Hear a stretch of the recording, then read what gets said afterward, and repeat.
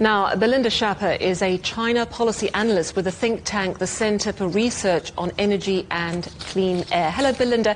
How significant is it that China's president has stood up at the UN and for the first time committed the country to reducing emissions by between 7 and 10% in 10 years?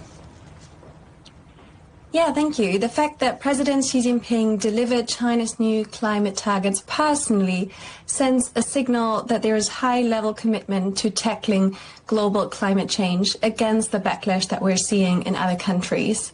For the first time, China announced total emission reduction targets covering all greenhouse gases in all sectors. However, unfortunately, as the targets stand today, they are not compatible with the Paris Agreement just yet. But the good news is that China is very much capable to achieve much more.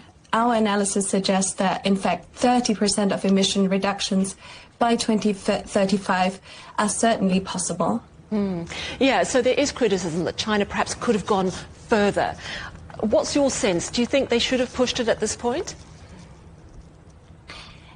We are at a moment where there's a lot of doubts around the global climate agenda, so it's certainly a moment for China to show up leadership. I think the targets that we got today are on the conservative end, and as you mentioned, China in the past has over-delivered the promises. So I think that is what we are expecting and hoping for this time around as well, that China is really going to put everything, all the weight it has, into accelerating a domestic transition much faster to achieve emission reductions much faster than it set out today. So I think in the end, the proof will be in the pudding of the emission reductions and the clean energy transition that we will see over the next decade happening in China and around the world. China's been working closely with the European Union on climate. Given that the US government is calling climate change a con, how crucial is this partnership between Beijing and Brussels? Yes, China and Europe have sent a strong signal in their joint climate commitment that they are willing to put aside bilateral disagreements to join hands and work together on tackling climate change.